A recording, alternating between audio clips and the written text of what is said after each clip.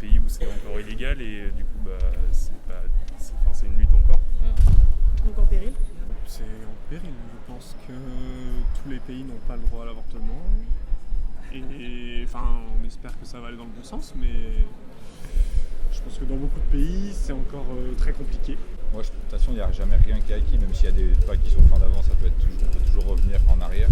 Mais on a vu là pas longtemps là, que la Colombie c'était passé genre à 24 semaines, donc c'est bien. Après, je pense que je connais pas les pays où c'est pratiqué, mais malheureusement, je pense qu'il y a peu de pays, j'imagine.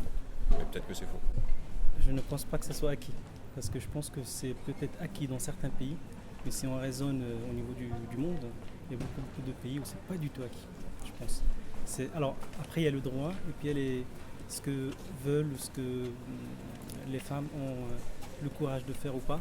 Est-ce que aussi en termes de pression, parce qu'il peut y avoir des pays où la pression sociale est forte, que ce soit de point de vue religieux ou autre.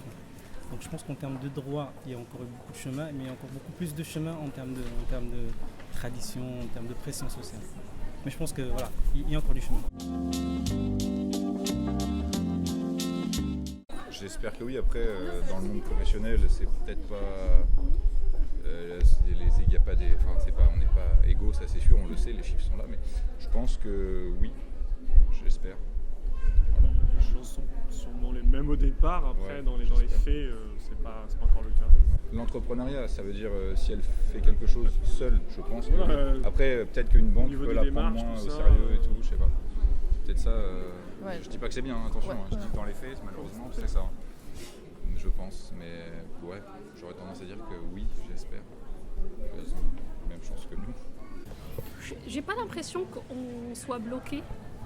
J'ai des copines, j'ai des personnes qui ont accès à l'entrepreneuriat. Après, est-ce que les femmes plus que les hommes ou c'est pareil?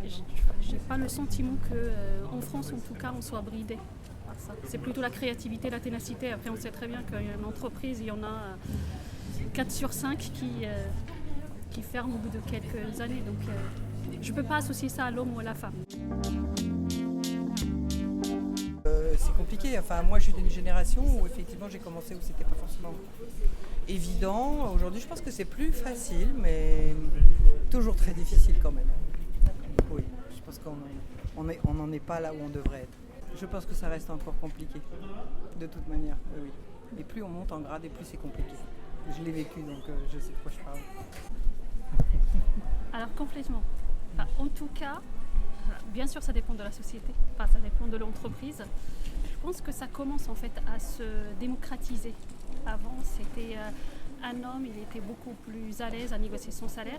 Moi je trouve que de plus en plus, les femmes négocient leur salaire, on parle, il y a de moins en moins de tabous en fait. Avant c'est déplacé de parler de son salaire, on n'avait pas l'habitude.